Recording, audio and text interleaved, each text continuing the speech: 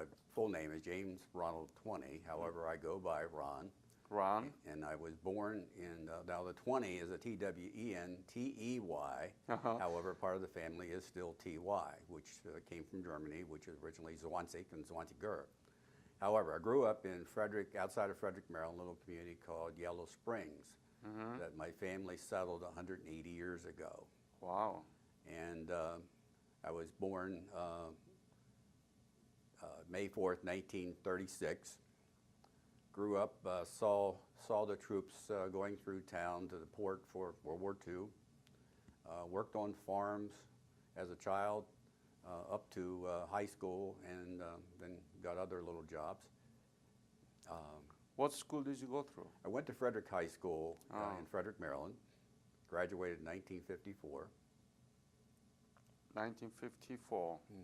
So even before you graduated from the high school, you knew about the breakout of the Korean War, right? I did somewhat, but I really didn't totally understand what was going on in high school until which time I graduated and realized I'd had a scholarship at the University of Maryland for track. And I wasn't sure what to do with my education because the draft was on. I volunteered for the draft in 1954, but never got called for some reason. I have no idea. I had a large family. I don't know that meant anything, or was from a large family. And so I couldn't wait any longer, and I thought, well, I need to get on with my life. So I joined the Army in June 1955. June 19? June 1955. And with the idea I was going to be in the engineer corps. That's I wanted to go to school. I wanted to get some schooling. So I took basic at the 101st Airborne in Jackson, South Carolina. And from there, after that, we went to Fort Belvoir, Virginia for my training for a general drafting course. And after that, then we had a little break of go home a little bit, and then realized we got orders to go to Korea, which I really didn't know where Korea was at that point. So what was your specialty? My specialty is you wanted to be an engineer. I wanted to be an engineer, but right. Of course, they sent me to Korea. Had no idea what I was going to do until we hit Incheon. And when did you arrive in Incheon? I arrived in Incheon, I think it was December 11th, 1955. December 11th, 1955. Yes. And were you scared to be in Korea? Well, I wasn't sure. There was still a lot of destruction, a lot of things going on that, you could see people jumping on coal trains and bagging corn, and people just would, it was really sickening to see what I saw. And we got to the replacement, or to the original dock, I guess, when we got off the ship, they were going to put it where we were going to go. And suddenly I'm on a train, some rickety old train, heading north. That's all I remember, and you could see all the destruction and things as you went. And we kept going and going and going for hours, and it seemed like, and ended up, as it turned out, I didn't know this at the time, at Freedom Bridge or Glory Railhead, I guess where the prisoner exchange, and they just dropped us off and the train took off. We were sitting there with our duffel bags. I had no idea where I was or what I was doing. There was nothing around. Stood there with a group of people for a long time. We had no idea, and we see in the distance this dust, and suddenly here comes a convoy of trucks that pick us up and haul us to a tent village, which was the replacement center for as it turned out, for the 24th Infantry Division. Well, what happened was they assigned me to headquarters G3, and which was just south of Munsan. Munsan. Yes, there was a compound there.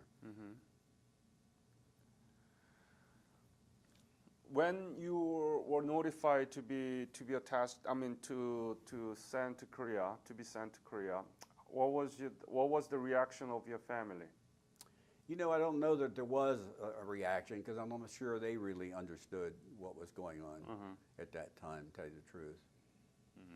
So what was your main duty at the Munsan headquarters? Turns out I was a infantry combat operations specialist. All right, I had a lot of duties.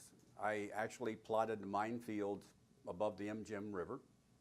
Of course, I was on the general staff. Many times we'll go up to OP Maisie, which I'll have a What do you mean? You were plotted to minefield? Yes, I Meaning, did. what is it? Taking out the mining? Or? No, putting minefields in above the Mjim River. So you planted mining? I didn't do them. I did the plotting, you know, where they were going to be. Oh, so you had working on the plan. Where are we going to plant the mining? And I had that training in the engineer school, minefield recording, as it turned out. So I guess that's how I got assigned there.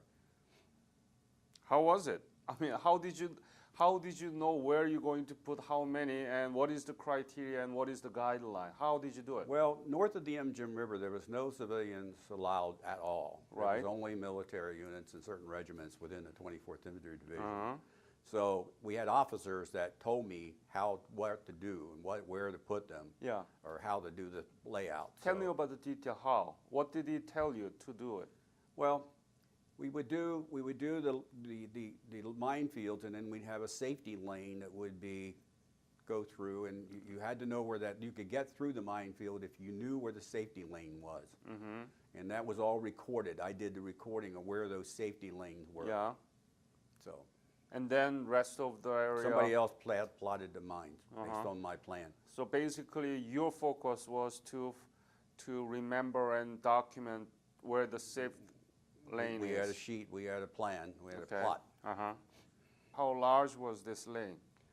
Well, it's not that wide. It's usually enough for one person to go through, maybe 3 feet or so. But it would zigzag through the field because you can't just have somebody would decide that maybe they have a express lane. There's not an express lane. You have to zigzag through. Why zigzag?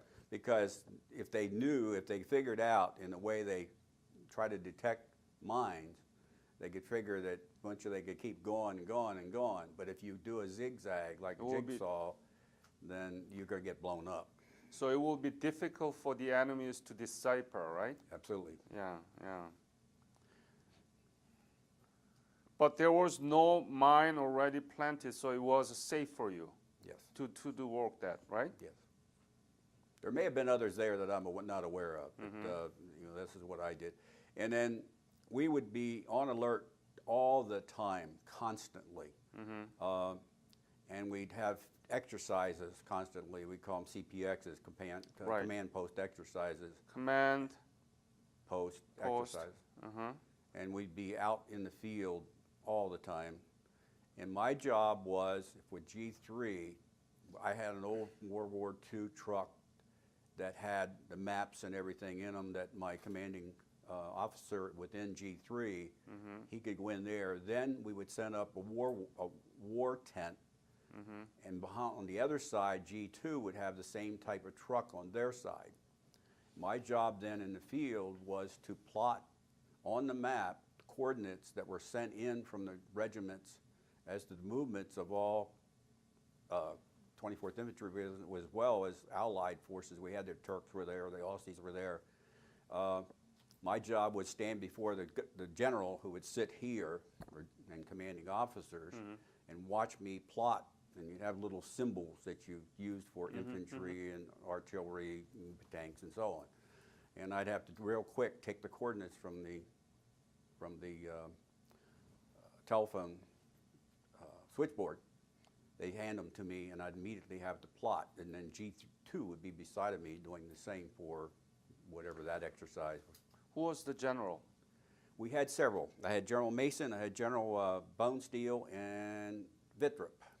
Mason and Bump? Mason, Bonesteel. Bonesteel, I know. Bonesteel and Vittrup. Could you spell it? V-I-T-T-R-U-P, I think it is. So you belong to 21st Infantry, And then work in the headquarters. It was all restricted area we were. I mean, outside, even other troops within the 24th couldn't come into that area. Any other role that you played as an infantry combat operations specialist? Yes. I got cold chills coming on here because what I'm about to tell you, if you turn to page 65 of the Korea Reborn, Yeah. Yeah. you will see it says nuclear considerations. Uh-huh. Well, evidently, Harry Truman was considering almost immediately as the war started to Right. use nuclear considerations. Yep. Then Eisenhower picked up on it, Yep. and they decided they couldn't figure out how to do anything because they couldn't do a conventional B-29 and drop a bomb and level a city or a village because of the fact that the mountains in North Korea. So I guess that went dead, and the British were very much against it. Why British against I don't know why. I don't have the answer for that. But according to this, well, then it came back up again. In 1956, I have somebody walk in to my little area and put a guard at my door, and he said, "Here's what you're going to do. We're plotting atom or nuclear targets all through North Korea and part of China. You're going to do it, and when you're done, you forget it for the rest of your life." Now,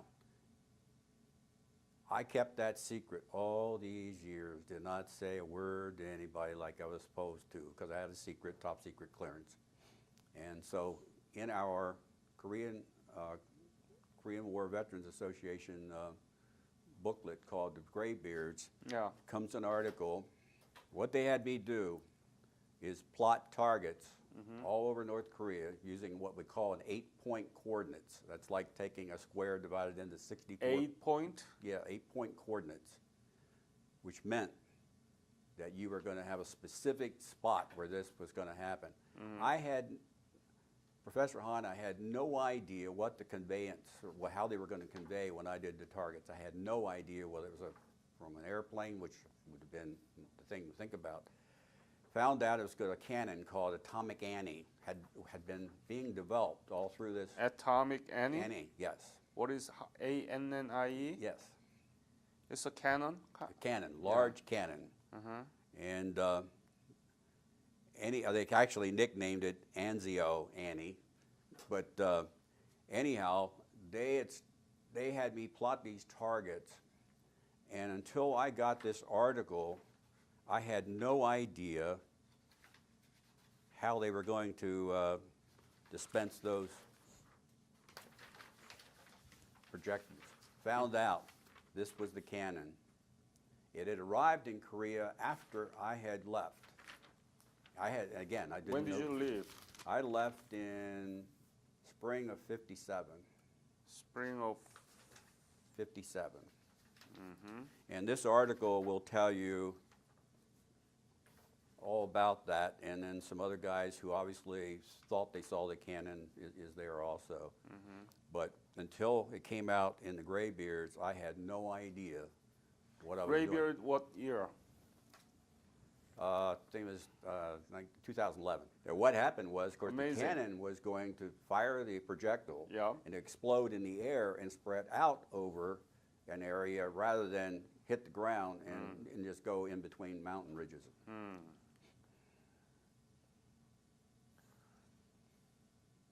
Any other things that you did for this nuclear weapons plotting?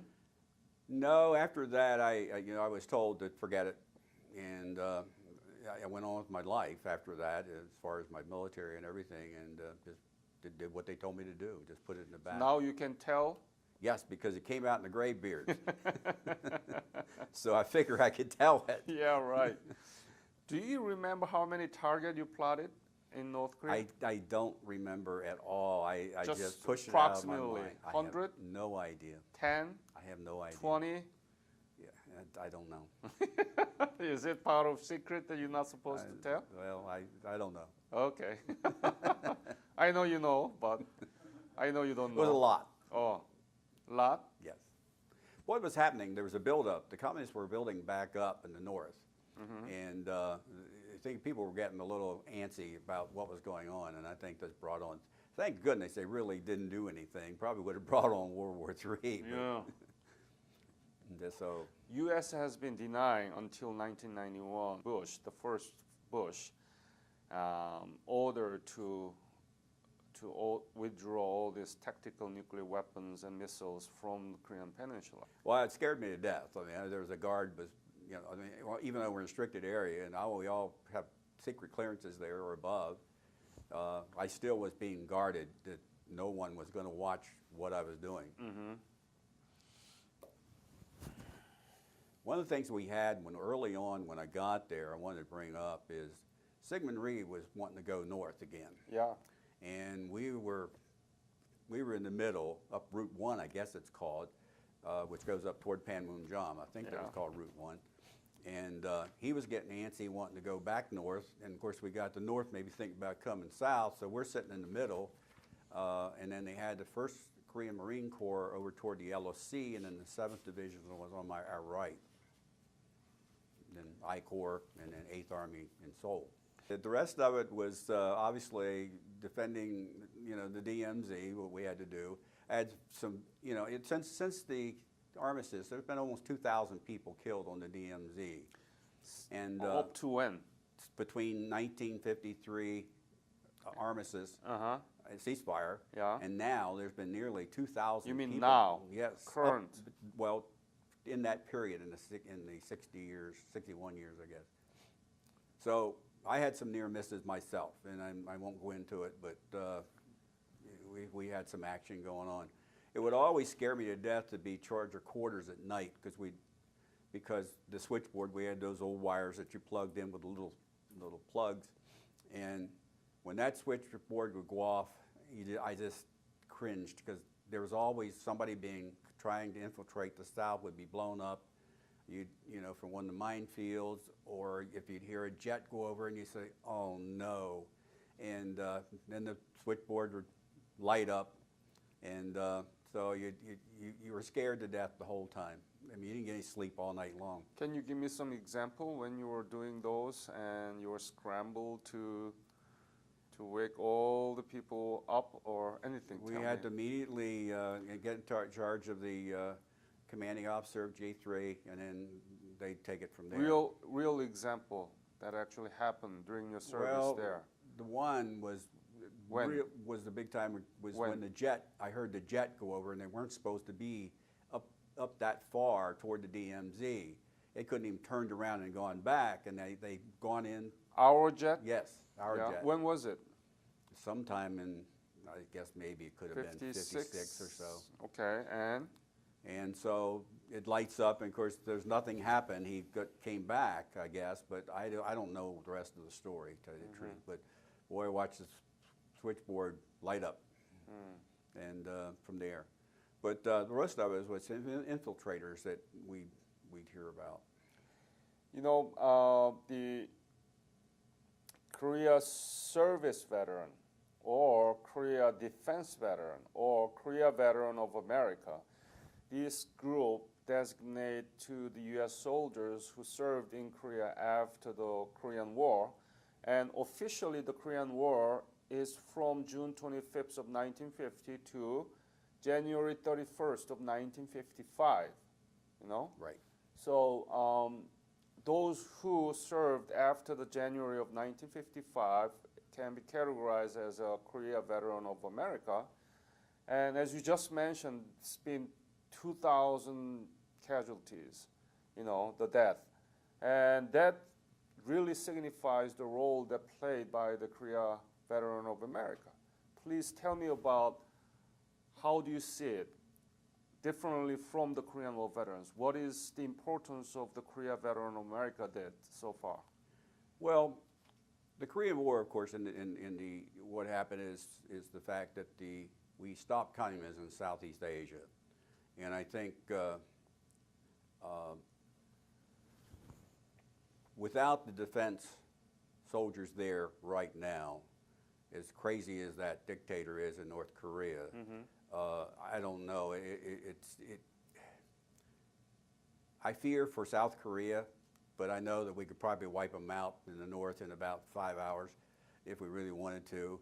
But I think that the soldiers being on that front line are still at harm's way. Why there is such large casualties? I mean, they are in the DMZ. There has been no real official war breakout after the war. What is the cause of death of so many 2,000 U.S. soldiers there? I don't know the modern part of it all, but when you I were was there, when I was on the DMZ, there were three barbed wires going across the south limit, the middle, and the north limit. Right. And I was up. I actually was in the DMZ, and then there was the south limit or the middle? South limit, and then you had OP Maisie, which looks into Panmunjom, which I have a picture there for you of the bunker I was in when I go up there. The general would actually let me use his driver and jeep to go there, and you'd constantly be watching up there. But the three barbed wire fences going across, and the soldiers were being shot at across that area. It wasn't like it is now. They weren't now. I guess I don't know what's there now, but I think there wasn't really a trail or a place where they walked. They could go into the lower portion, but the North Koreans would shoot at them anyhow. So North Koreans shot it. Yes. And that's the so main. You got casualties through main that cause of death. Yes. U.S. forces react to them, North Koreans. I don't remember. I don't remember at all. What was the morale of U.S. forces in Korea in DMZ when these things happening? I think in all they were always, the morale is always up, but you're constantly, like say, wondering what's going to happen next. You can't turn your back. So you didn't have a right to fire back at them? I don't know. I was back behind the DMZ and then would go up to the DMZ, so I'm not sure what they did. So how long did you work on this plotting nuclear weapons for the North Korea? How long was it? That probably was a day or two. It wasn't much more than that. That's it? Yeah. Day or two? Because someone had already predetermined where the target's going to be. It was up to my job to show them where they are on a map. What do you mean they have already planned? They gave me the coordinates, and they said they'd already, obviously outside of my knowledge, had decided where these targets were going to be. I was the person just to plot those targets. I see. So they have already coordinates, and you just pinpoint where that is. Exactly.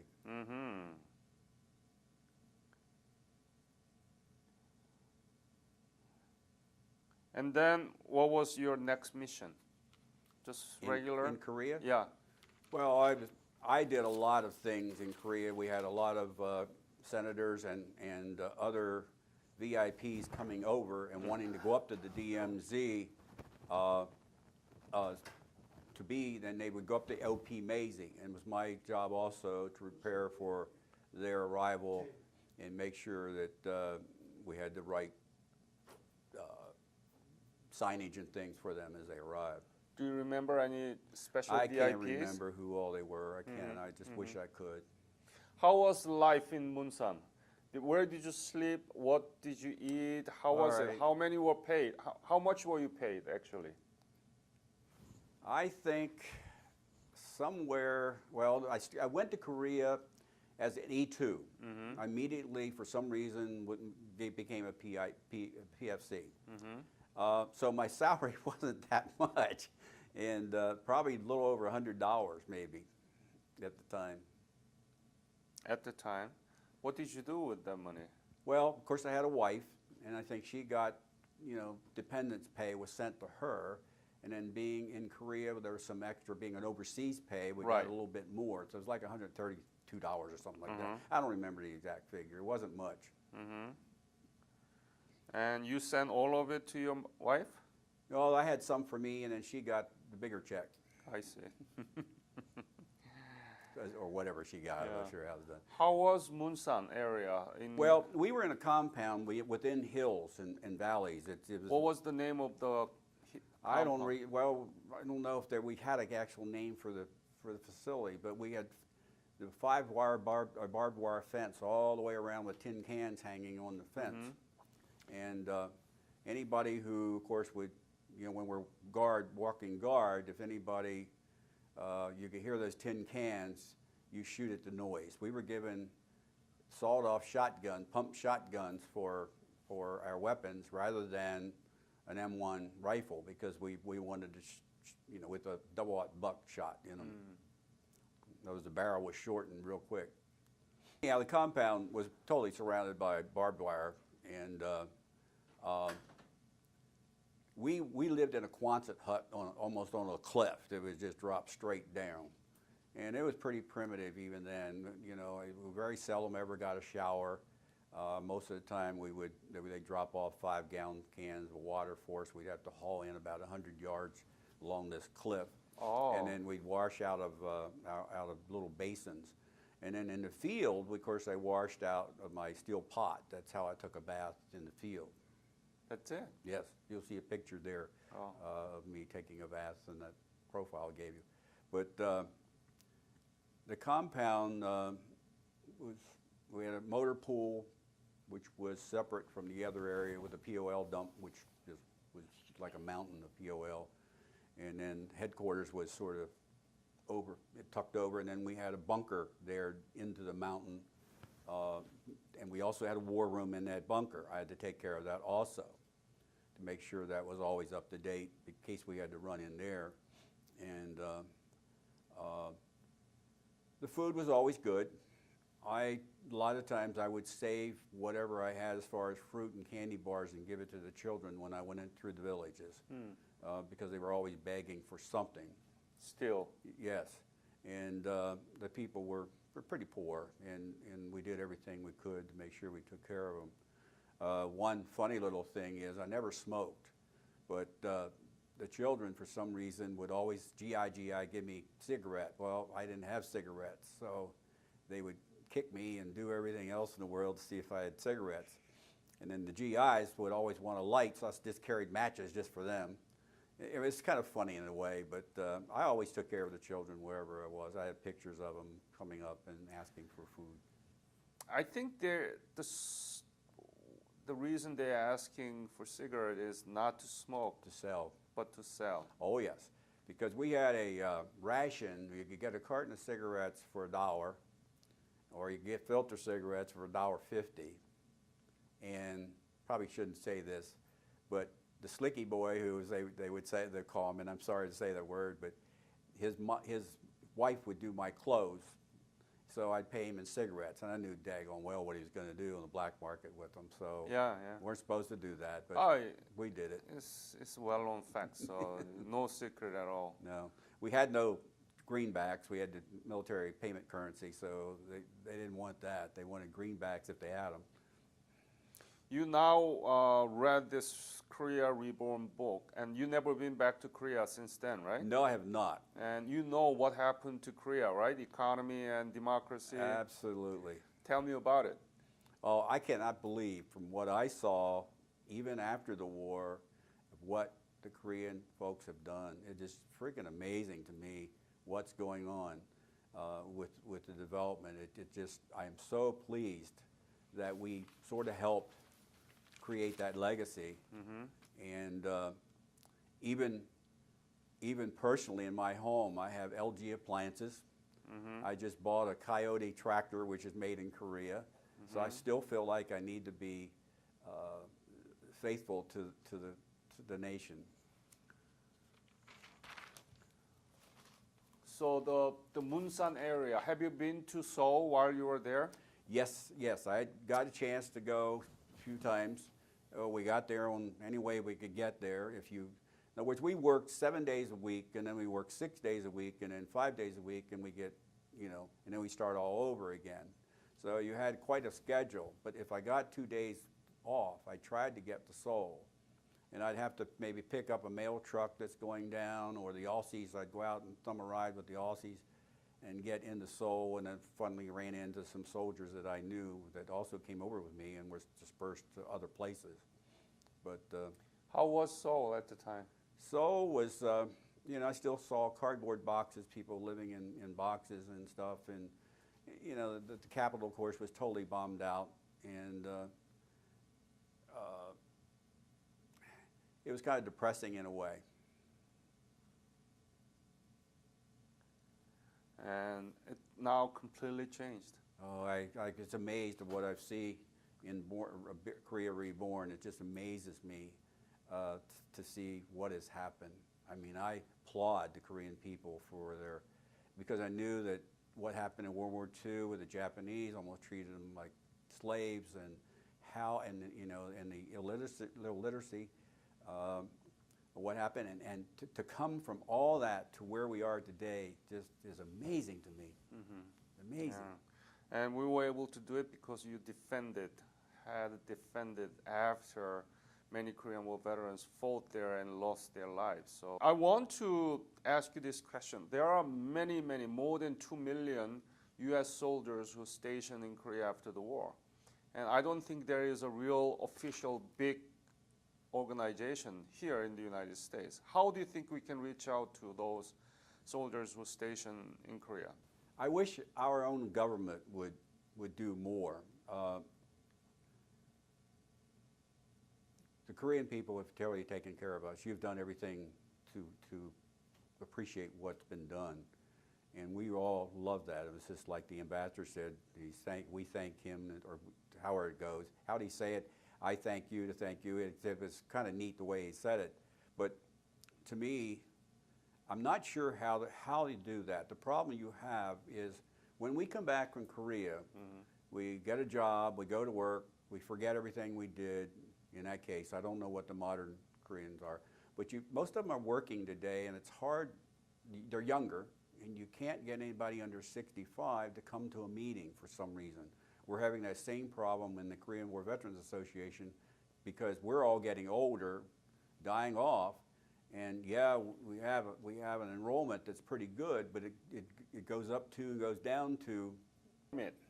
I think if you're asking my opinion how we can get to them, I think the service organizations like the Legion, VFW, AMVETS, and those organizations should, because they're hurting a little bit too in some cases for membership. Any other message do you want to add to this interview? Well, the only thing I'd like to say is when I came back from Korea, you have children and you go on with your job and you kind of forget everything and don't talk about it. And my first job when I got back was interviewed by a person called John V. Adanasoff. He is the recognized person who is the father of the computer. I found this out later, but to be interviewed by him and hired what's me, his name? John V. Adanasoff, and it's well documented. And he hired me as a draftsman for his large company called the Ordnance Engineering Corporation, and we were doing a lot of anti-submarine warfare stuff, a lot of top secret stuff. And then that company evolved into several other things. And eventually, through it, I would leave and come, and they asked me back over years, so 21 years, and I ended up becoming the director of marketing communications for the company overall. Oh. So there, and then I had a little printing company. I've done other little things, but so it goes. Wow, that's a wonderful career that you developed out of your service. Well, thanks goodness to my training at Fort Belvoir, Virginia, because I came back from Korea and took another course, architectural drafting, and then I became. They were going to send me to White Sands, New Mexico, the missile testing area, and I said, listen, I just got back from overseas. I don't want to go across the Mississippi River. So I went to the Pentagon to find some of the officers that, I don't know how I was so this brazen to do this, to find out to get a job there, and they had a job for me, but somewhere communications got mixed up. So they called me and said, well, that we filled that job, but because you came third in the class, you're now going to become an instructor at the engineer school. So I did that. Good for you. It's my honor and pleasure to meet you and to be able to hear from you about your important mission. And I hope that we can continue to work on this. We have to declare first and then act on it. Without declaring it, there's no action coming up. So we declared that we're going to work for the cause of Korea Veteran America, and let's do it. You can call me anytime you want to, Professor Hahn. Thank you very much again. Thank you so much. Thank you.